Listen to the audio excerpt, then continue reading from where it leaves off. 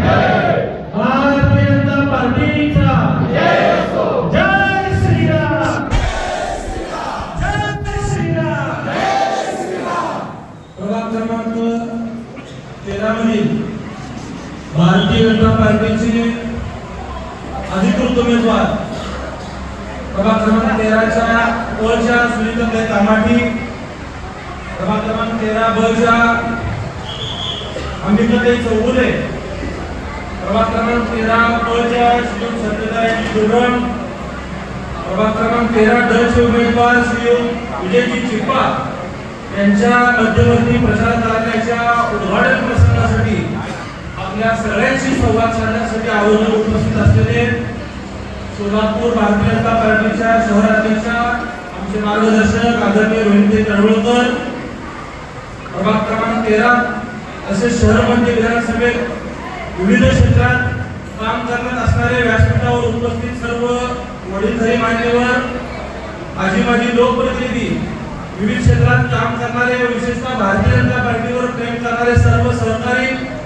उमेदवारांना आशीर्वाद देण्यासाठी उपस्थित सगळ्या लाडक्या भगिनी व सर्व युवक सहकारी, आज या ठिकाणी या प्रचार कार्याचं मनोगताला सुरुवात करत असताना माझ्या आधी श्री सदानंदजींनी मनोगतात सांगितलं, प्रभाग क्रमांक 13 हे भारतीय जनता पार्टीचा बालेकिल्ला आहे आणि शहर मध्येचा केंद्रबिंदू आहे.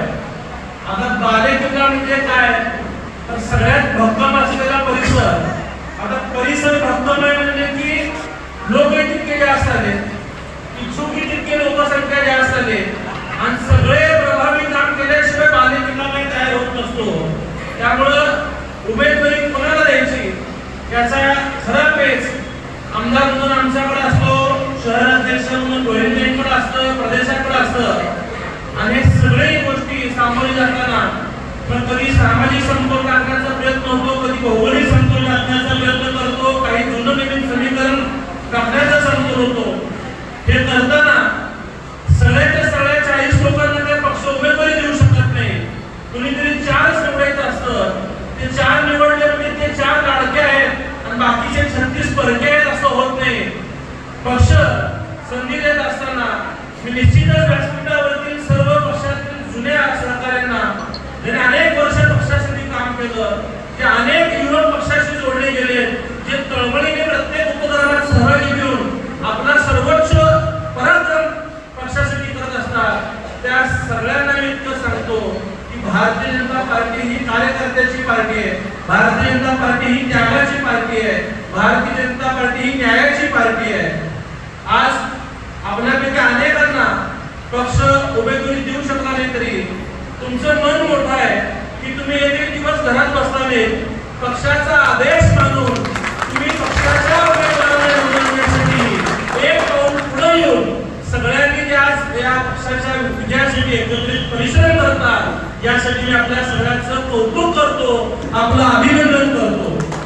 परंतु मनोगत व्यक्त होताना मी सर्व ज्येष्ठ मान्यवरांचं, विशेषतः विजयाताई असतील, गांधीजी काका असतील, सदानंदजी असतील, भूपती काका असतील, कमशेट्टी असतील, दिलीप शिंदे असतील, अनेक जण पक्षाकडे प्रभावीपणे इच्छुक होते, महेशजी अनकुंटे असतील, सगळ्यांना काही न्याय देणं शक्य नव्हतं म्हणून मी सगळ्यांची मनापासून जाहीर व्यासपीठातून माफी मागतो.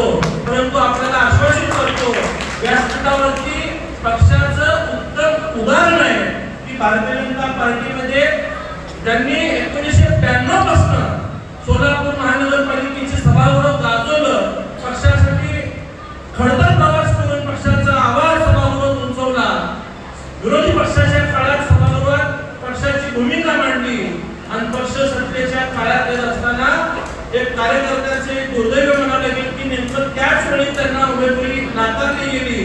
परंतु ते कधी बंडखोरीच्या भूमिकेत गेले नाही, कधी पक्षाच्या नाराजीच्या भूमिकेत गेले नाही, पक्षाचा आदेश मानून पक्षाशी काम करत राहिले आणि काळाचा महिमा इतका मोठा असतो की त्यांची उमेदवारी 2017 नाकारली गेली. आज 2026 चे एबी फॉर्म याच वेळी त्यांच्या हातात दिले गेलं. हे फक्त आणि फक्त भारतीय जनता पार्टीमध्येच होऊ शकतं. हा विश्वास, हा उत्तम उदाहरण आपल्या समोर असल्या व्यासपीठावरती बसलेले आहे.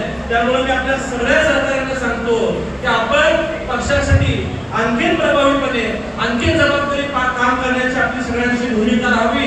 येणाऱ्या काळात निश्चितच आपल्या कार्याची दखल घेऊन आपल्याला न्याय देण्याचा प्रयत्न भारतीय जनता पार्टी करेल हा विश्वास करतो. उद्याच्या महापालिकेच्या निवडणुकीला मतदानाला जाताना आपल्याला वाटतं की भारतीय जनता पार्टीला मत का द्यायचं, भारतीय जनता पार्टीला मतदान कशासाठी करायचा. मी तर 2026 ला भारतीय जनता पार्टीतून आमदार झालोय, परंतु तुम्ही 2017 ची निवडणूक होण्यासमोर आठवा. भारतीय जनता पार्टीने जे शब्द दिलं ती सगळी कामं भारतीय जनता पार्टीने पूर्ण करण्याचा प्रयत्न केला. सोलापूर शहराला पाणी पुरवठा होण्यासाठी समांतर पाईपलाईन मंजूर केली. समांतर पाईपलाईनचं काम पूर्ण करून सोलापूर शहराला समांतर पाईपलाईनचं पाणी देखील आलेलं आहे. आज मी आमदार झाल्यानंतर पाहायचो की संपूर्ण शहराला 5 दिवस आड पाणी यायचं. म्हणजे आलेला दिवस आणि येणारा दिवस जर सोडला तर 7 दिवस आड 7 दिवस लोक पाणी म्हणायचे. आज समांतर पाईपलाईन चालू झाल्यानंतर शहराच्या गावठाण भागात आज 3 दिवस आड पाणी पुरवठा होत आहे. शहराच्या मध्यम भागात 4 दिवस आड पाणी पुरवठा होत आहे व शहराच्या हातवड भागात 5 दिवस आड पाणी पुरवठा होत आहे. ही बाब कुठेतरी मी मुख्यमंत्री साहेबांकडे मांडली की साहेब पाण्याचा दिवस म्हणजे आमच्या सोलापूरला शाप आहे आणि सोलापूरला जर रोज पाणी करायचं असेल, रोज पाणी द्यायचं असेल तर 892 कोटी रुपयाची योजना मंजूर होणं गरजेचं आहे. मी त्या बैठकीला होतो. फेब्रुवारी महिन्याची ती बैठक होती, मार्च महिन्याची अधिवेशनाच्या काळात.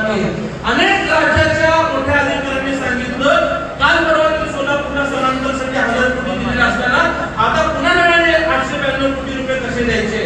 मी बैठकीत पोटनिवडणुकीत बोललो की साहेब फक्त नदी वाटी येणारं पाणी पाईपलाईन वाटी येत आहे, पण जर हातवड भागाला आणि विशेषतः शहरातल्या गावठाण भागाला जर रोज पाणी द्यायचं असेल तर ही योजना पूर्ण झाल्याशिवाय आपण पाणी देऊ शकणार नाही. आणि त्यावेळेस मला तरी आजही वाटत आठवत आहे की मुख्यमंत्री साहेब स्वतः अधिकाऱ्यांना बोलले सोलापूर हे महत्त्वाचं जर पाण्याचे दिवस कमी होत नसतील तर समतोल पाणी पुरवठ्यासाठी, समतोल म्हणजे काय, समान पाणी पुरवठा सगळ्या भागाला होण्यासाठी 492 कोटी रुपयाची योजना मंजूर करण्याची भूमिका त्यांनी घेतली. सातत्याने मी असली पालकमंत्री जयकुमार घोरे असतील आम्ही वर्षभर या पाईपलाईनसाठी पाठपुरावा करत राहिलो. आज मला माझ्या पक्ष नेतृत्वावरती अभिमान आहे आणि त्यांनी या 892 कोटीला मंजुरी दिली आणि त्याचं टेंडर सुद्धा निघालं. आज